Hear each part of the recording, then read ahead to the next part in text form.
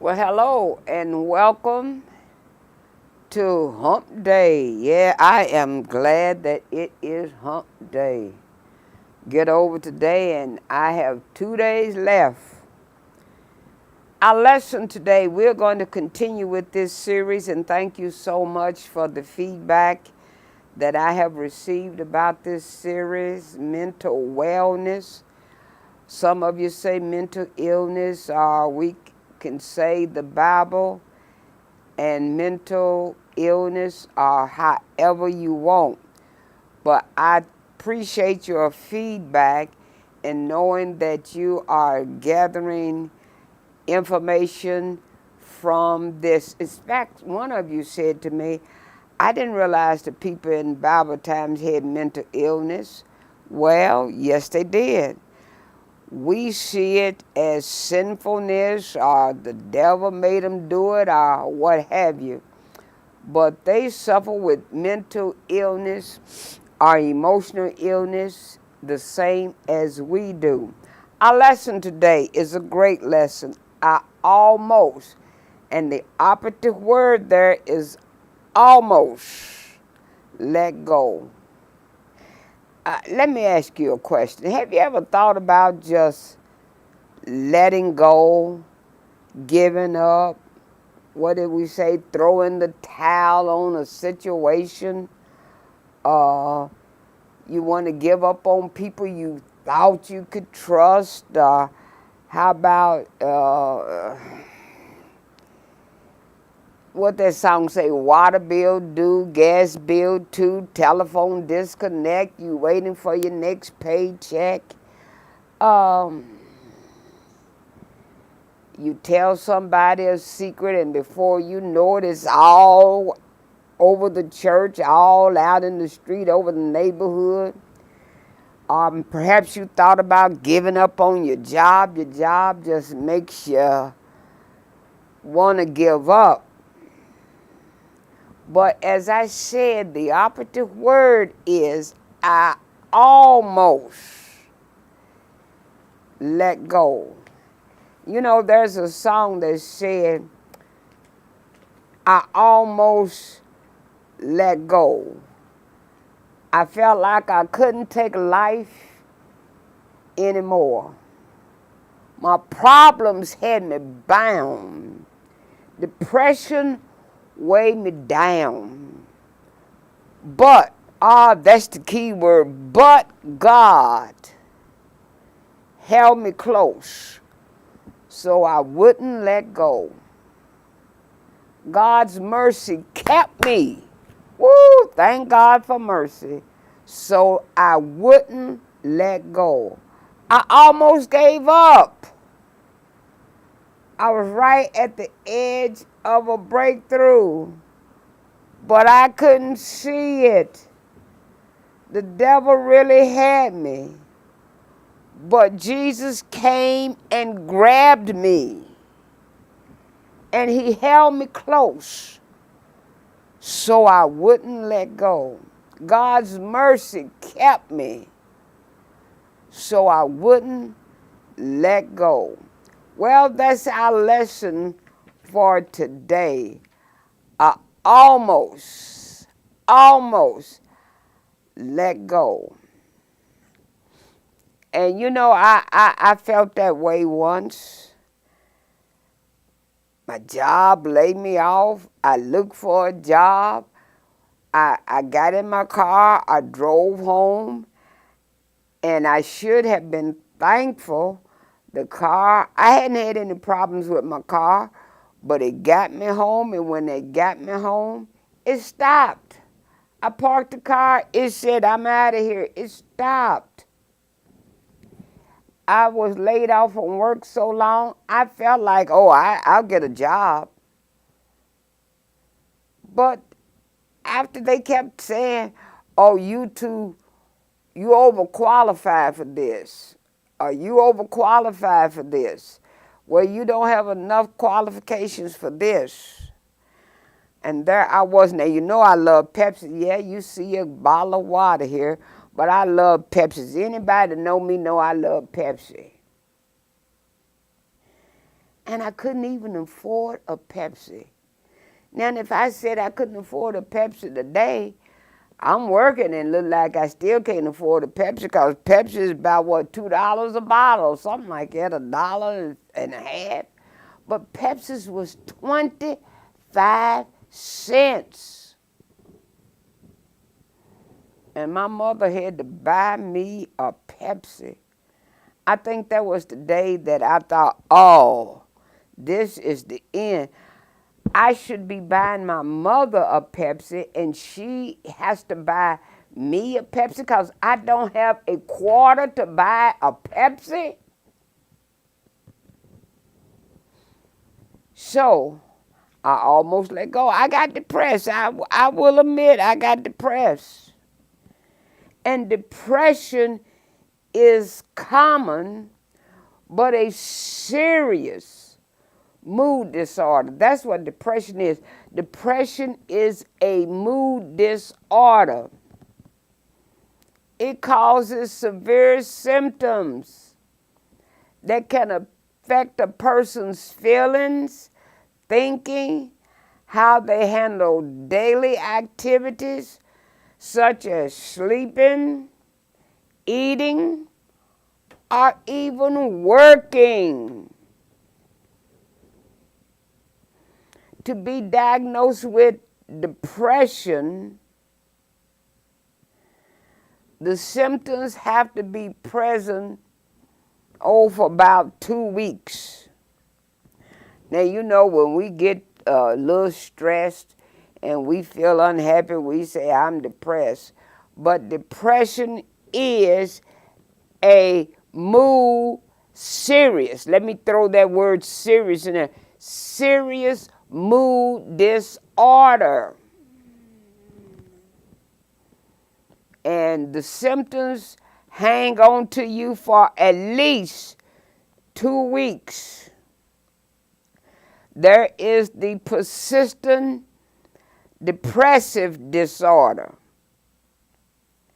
There is the disorder that's usually affects pregnant women.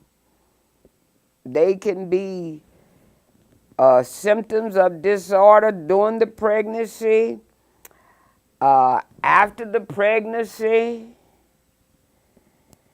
disorder when the baby is born. But the one that I found that I didn't know anything about until several years ago was seasonal disorder. Do you know some people from December to May are depressed? They are depressed. It's called seasonal disorder. And I did not know this until I went to a wake for a good friend of mine. I call her my daughter. I'm not going to call her name because I'm not getting ready to let you know her business.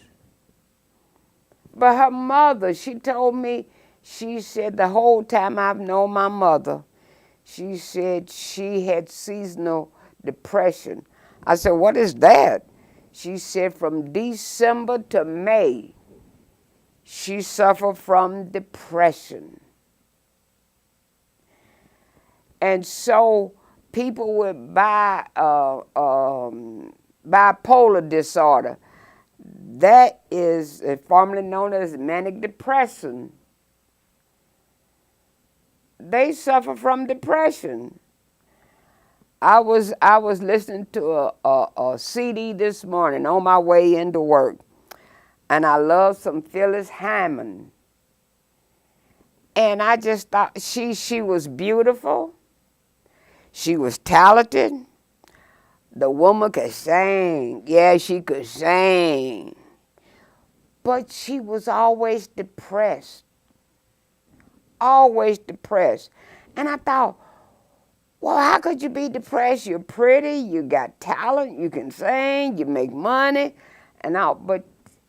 And eventually she killed herself. Depression. So who gets depressed? Almost anybody It doesn't matter about your age, your race, your gender, what race you belong to. Women are diagnosed with depression more so than men. And that's not to say that men don't get depressed. You know, men are not, we women, we tell somebody, girl, I don't know what's wrong with me. I'm just down in the dumps. I'm depressed. But men don't talk like that. They don't let you know. So, what are the signs and symptoms of depression? Let me give you a few. Persistent sadness, anxious or empty mood, feeling of hopelessness or pessimism, feeling of irritability, frustration, restlessness, feeling of guilt, worthlessness or helplessness, a loss of interest or pleasure in hobbies and activities, fatigue, lack of energy. I'm not talking about you worked hard today and you tired. I'm talking about lack of energy. You get up out of the bed tired. You go to bed tired. You don't sleep at night. Feeling slowed down. Difficulty concentrating. Am I in your neighborhood? Difficulty sleeping. Waking too early in the morning or oversleeping. Changing appetite. Unplanned weight changes. Physical aches or pains. Headaches, cramps, digestive problems without a clear physical cause. Thoughts of death or suicide attempts. Anyone who is depressed experiences all these symptoms. So I'm going to have a point to ponder here. I want you to stop and think. Have you ever had a bout with depression? What caused it? What did you do about it? See, and don't tell me I fell on my knees and prayed. Get up and go to the doctor. Because if you prayed, the Lord probably said, go to the doctor. All right. So let me give you a little background in this lesson. We're going to talk today about Naomi. Naomi. We always talk about Ruth, but we're going to talk about Naomi. And the period of when Naomi, this part of the lesson, it is called the time in which the judges ruled.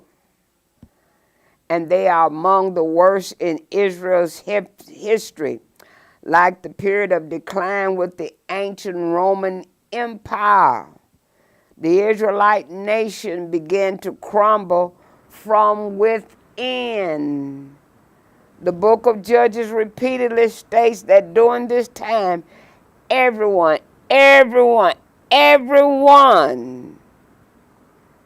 did as he saw fit. As each family or group fought for its rights alone, society became fractured. See, this family fighting for what they want, this family fighting for what they want. It became fractured. As we see in America today, each group is fighting for what that individual rights. The Jews for the Jews, Black Lives Matter, homosexualities. Every group is fighting for what they want and not coming together. It causes a fractured society. And America is crumbling today from within. Corrupt politicians. Yeah, I'm going to call this name. I said it last week. I said it again this week. Because if we turn around and elect somebody as crazy as Donald Trump, as evil as Donald Trump, want to keep as much problems going, he doesn't care about everybody in this society.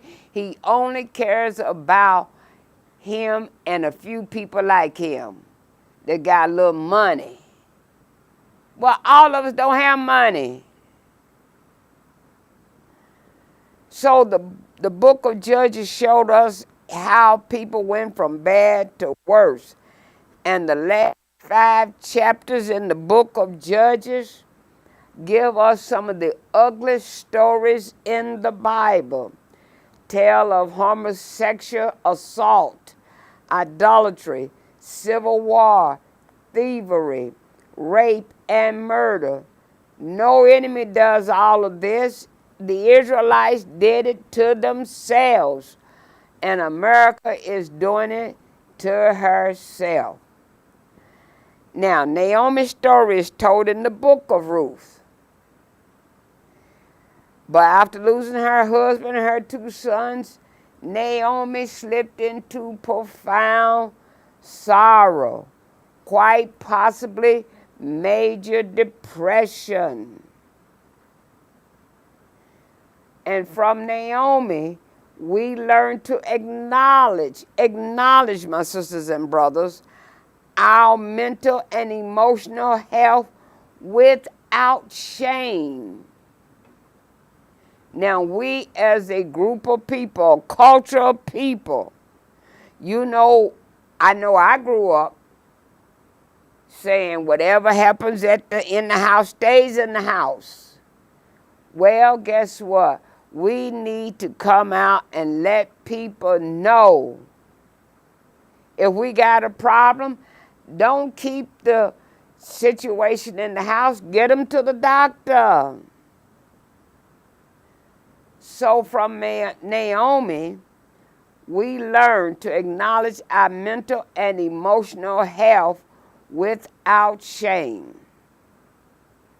Ruth 1:1 says this: long ago, in the day before Israel had a king, there was a famine in the land. So I'm going to ask you, what time is it? It's the time when the judges ruled. Israel had no king, and they constantly, there was a vicious circle.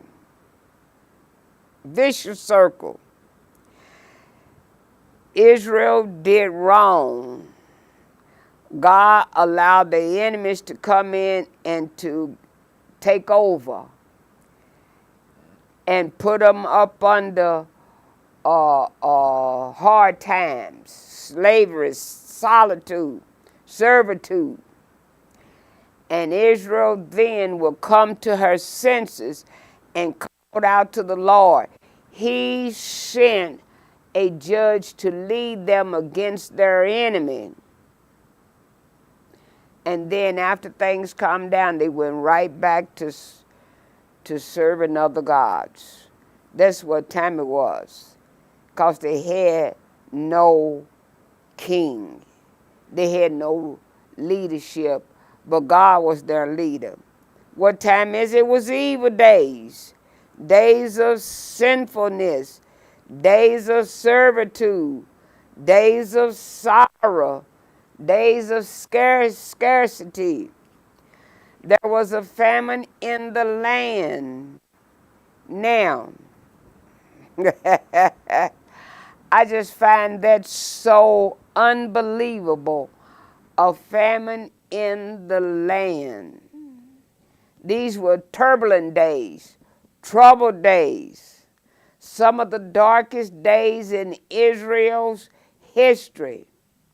Morally, society collapsed, becoming a cesspool of moral corruption and injustice. Families, societies, and the nation as a whole were gripped by a sinful, evil spirit of lying, stealing, cheating, selfishness, false religion, unbelief, idolatry, immorality, false worship, drunkenness, partying, extreme prejudice and discrimination. I tell you, this sounds like, what's today? It sounds like May. It's the day the 15th. The 15th, 2024. That's what it sounds like. Deception, terrible abuse of human rights by national leaders. Don't tell me it doesn't sound like today. Ruth 1, 2-5, verses 2 through 5. So a man named Elimelech, who belonged to the clan of Ephraim, and who lived in Bethlehem in Judah, went with his wife Naomi and their 2 sons, Mahlon and Chilion, to live for a while in the country of Moab. While they were living there, Elimelech died. Oh, well, you had no business leaving Bethlehem, Judah, and going to Moab. He died, and Naomi was left alone with her 2 sons. But she got 2 sons, so she's still looking all right. But these 2 sons married Moabite women, Orpah and Ruth. About 10 years later, Mahlon and Chilion also died. And Naomi was left all alone without husband or son. Now you know that when a woman didn't have a son or a husband, had only a daughter or daughters-in-law, she was in a bad situation. Now, you know, there used to be on television a show called Desperate Housewives. Well, Naomi is the original Desperate Housewife. Desperate means having lost hope, moved by despair, involving or imploring extreme measures in an attempt to escape defeat or frustration. Well, how did she become desperate? I'm glad you asked. Because Elimelech, the husband of Naomi, now check it out, his name Elimelech means God is my king, or the king is my God. Well, wait a minute.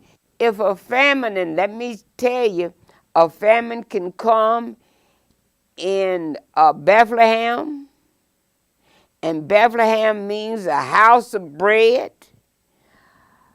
Bethlehem could have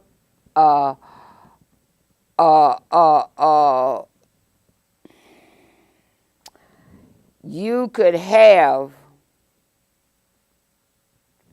a shortage of bread in the house of bread. Now let me say this,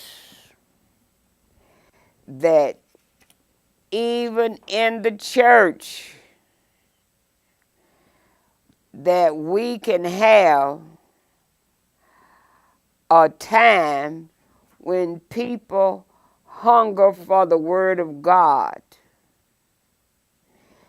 And because there became a shortage of bread in Bethlehem, Judah. Now let me say this. Bethlehem means house of bread. Judah meant land of praise. Now look how serious this is. In the house of bread, land of praise, now they suffer from want. And many of our churches today, that's the house of bread, in the land of praise, suffer from want. We need to hear a word from the Lord. But what does God is my king does. Elimelech, he leaves the house of bread, the land of praise, and he goes to Moab. And the Bible tells us, Genesis 19, 30 to 38, you need to read it, that Elimelech went to a place that God called a garbage can. Now, what did I look like leaving the house of bread to go eat out of the garbage can or drink from a scrub bucket? Because that's what God feels. Look at Psalms 108 and verse 9. Moab is a scrub bucket. I mop the floor with Moab. Shortage of bread means shortage of money, shortage of food, spiritual hunger. Because if you remember, all you got to do is go over to Luke chapter 15 and remember reading about the prodigal son? When he had spent all, there arose a severe famine in the land, and he began to be in want. Now, so Naomi even admit that she was depressed, because when she just heard about God had visited the house of Bethlehem, or the house of bread, that he had been kind to Bethlehem, and they now had food, she said, I'm going to go home. But when she got home, they said, oh, is that Naomi? She said, don't call me Naomi, call me Mara. Naomi meant pleasant. I'm no longer pleasant. The Lord has dealt harsh with me. The woman is depressed. She's depressed. She had lost her home. She had lost the money that they may have had. Her husband died. Her 2 sons died. And now she got a daughter-in-law, because the other ones decided to take Naomi's advice, and she stayed in her own land. But Ruth went with her, and she said, don't call me Naomi, because the Lord has dealt harsh with me.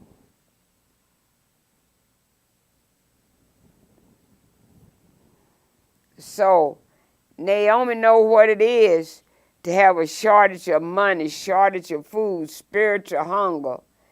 And she was desperate because of severe losses. Desperate because she had no support base. If you look at the name Naomi, and if you spell it backwards, I-M-O-A-N, her name says I mourn. And that's what's wrong. Naomi is depressed. I almost gave up. She almost gave up. But the Lord held her close so she wouldn't let go. Now just let me quickly go through this, because I can see my time is up. No, it ain't up. No, I got some time. Hey. Because you see, Naomi was desperate, but she could always go home. And that's what we need to realize, is that we can be desperate, but we can always go home, or I should say, we can go to a doctor. We don't have to sit and be depressed. She could return home. I couldn't help but remember a song that they used to sing in old school church. Where could I go but to the Lord? Where could I go seeking a refuge for my soul? And that's where we can go. Naomi, I mourn, said, the Lord Almighty has condemned me and sent me trouble. Don't call me pleasant. But when your back is up against the wall, God can always and will always come through for you.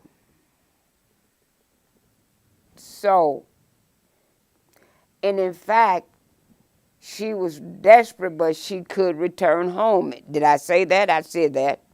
But let me also now take you back again to Luke chapter 15, when the prodigal son, verse 17 and verse 18, lets us know that when he came to himself, he said, how many of my father's hired servants have bread enough and to spare, and I perish with hunger? I will arise and go to my father's house. And that's what Naomi said. She said, I'm going to go back home. When she heard, she didn't see, she heard, just like this boy, he knew that the servants in his father's house had enough to eat. So he said, I'm going to go home. And Naomi, when she heard that God had visited Bethlehem and now it was over, she went home. She told her 2 daughters-in-law, I suggest you stay. Here's what it said. She said, Naomi, make it possible for each of you to marry again. So Naomi kissed them goodbye, but they started crying and said to her, no, we will go with you to your people. You must go back, my daughters, Naomi answered. Why do you want to come with me? Do you think I could have sons again for you to marry? Go back home, for I am too old to get married again. Even if I thought there was still hope, and so got married tonight and had sons, would you wait until they had grown up? Would this keep you from marrying someone else? She said, no, my daughters, you know that's impossible. The Lord has turned against me, and I feel very sorry for you. Again, they started crying. Then Orpha kissed her mother-in-law goodbye and went back home. Let me just say, many will start out with you, but they will leave you. But Ruth answered, don't ask me to leave you. Let me go with you. Wherever you go, I will go. Wherever you live, I will live. Your people will be my people, and your God will be my God. Wherever you die, I will die. and this is where I will be buried. And then she sealed it with this promise. May the Lord's worst punishment come upon me if I let anything but death separate me from you. When Naomi saw that Ruth was determined to go with her, she said nothing. She said nothing more. They went on until they came to Bethlehem. When they arrived, the whole town became excited. And the women there exclaimed, "Is this really Naomi?" They were all excited to see her. She said, "Don't call me Naomi. Call me Mara, because Almighty God has made my life better. When I left here, I had plenty, but the Lord has brought me back without a thing. Why call me Naomi when the Lord Almighty has condemned me and sent me trouble?" This then was how Naomi came back from Moab with Ruth, her Moabite daughter-in-law. When they arrived in Bethlehem, the barley harvest was just beginning. As I told you, she was desperate, but she could return home. Desperate, but she remained faithful in all her trials. Desperate, but a woman of great faith who withstood almost unimaginable testing without once ever wavering in her love for God. Not once did she become bitter with God. Not once did she become angry with God.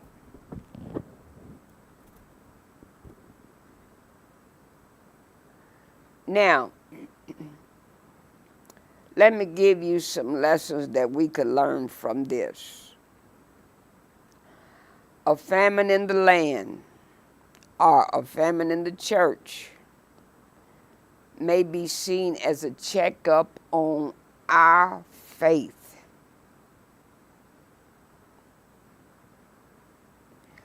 1 Peter 1, 6 and 7 said, "Be glad about this, even though it may now be necessary for you to be sad for a while because of the many kinds of trials you suffer. Their purpose is to prove." Now, I want you to hear this, because your trials come only to make you strong. And Peter says their purpose is to prove that your faith is genuine. Trials come only to prove your faith is genuine. You can say you have faith all you want to, and I couldn't tell it until the trials come. Even gold, he said, which can be destroyed, is tested by fire. And so your faith, which is much more precious than gold, must also be tested so that it may endure. Now, let me say this. Gold is put in the fire, and is put in the fire to burn out, or to burn out all the impurities that is still in gold. You remember the song, "Please Be Patient with Me"? God is not through with me yet. When God gets through with me, I will come out as pure gold. Well, guess what? The impurities have to be gotten out. And God puts us in the fire to burn out your impurities, such as jealousy, backbiting, anger, bitterness, envy, worry, to burn those out, to get that out of you, so your faith can become pure like gold. Again, God gives us problems, because a chastisement could be for our failures. The Lord corrects everyone. Here's what Hebrews 12:6 said. The Lord corrects everyone he loves and punishes everyone he accepts as a child. Now, in my day and age, the people, somebody else give you a whipping, and if they did, they told your mama you got another one. Nowadays, we don't want nobody don't put your hands on my child. We don't want nobody can whip our child. But child rearing is for the future. And check it out. You don't whip on other people's children. You whip your own children. Why do you think God whip us? He only whips his children. He does not try to keep you from acting a fool. He said, that's not my child. And so, don't allow bitterness to make you lose a blessing. And that's what Naomi did. She didn't allow her bitterness, or she didn't become so bitter that she nearly lost a blessing. No, she didn't do that. Now, because we see she was blessed by Ruth. She was blessed through Ruth. She was blessed to have Boaz to provide for them. See, and many times we take our blessings lightly. She was blessed to have Boaz provide for them, blessed to see Boaz marry Ruth, blessed to receive a son. And as you remember, Boaz, his mother was Rahab. And so Boaz was able to redeem them. He was the only he wasn't the only, let me correct that. There was another one who was closer. You can have a kinsman redeemer to get you out of trouble, to redeem you. But two things. The kinsman redeemer had to be able, and had to be willing. The other kinsman redeemer was able, but he wasn't willing. Boaz was able and willing, and he reminds us of our kinsman redeemer, who was able and willing. So when you feel like that you want to let go, remember, God can hold you close so you won't let go. God's mercy will keep you so you won't let go. I'm here today because God kept me. I'm alive today only because of His grace. He kept me. God kept me. In case you wondering who He is, God kept me so I wouldn't let go. I almost let go. I felt like I couldn't take life anymore. Depression weighed me down.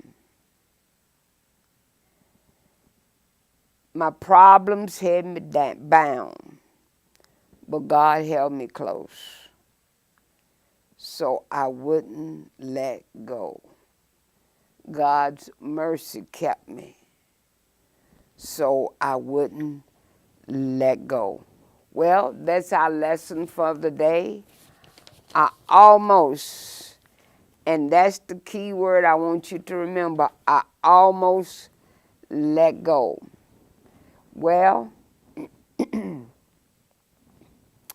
we're not going to be like Naomi until you go back to your father's house, your mama's house, or whatever house you come from. If you don't know the Lord for yourself, I invite you now to get to know Him. Come and go with us, the St. Stephen Church. We are on our way to glory land. We're on our way home, like Naomi went back home. We're on our way back home, and this world is not our home. So if you want to join this church, all you got to do is just let us know. Call us at 502-583-6798 and leave a message. Said, I want to join St. Stephen. Have somebody please call me. And a decision counselor will call you. Or you can send a email to New Start at ssclive.org. And again, someone will get in touch with you. You don't have to walk by yourself. You don't have to let go. Come and go with us. Where we're going, I'm on my way to the Father's house. That's where we're going. So join us next week when we talk about a touch. Just a touch. I don't think at times we realize how important a touch is. We can touch with words. We can just do a physical touch, pet somebody. Maybe you don't know what to say. You just pet them. And sometimes a touch can say more than what you want to say. So tune in to us next week, and we will find that this woman we're going to talk about next week, she was depressed. Yes, she was. She had to be depressed. She couldn't go. She had a bleeding problem. She couldn't go to church. Her family had left her. Tune in next week and we'll talk about that. I'll see you next week. Be blessed.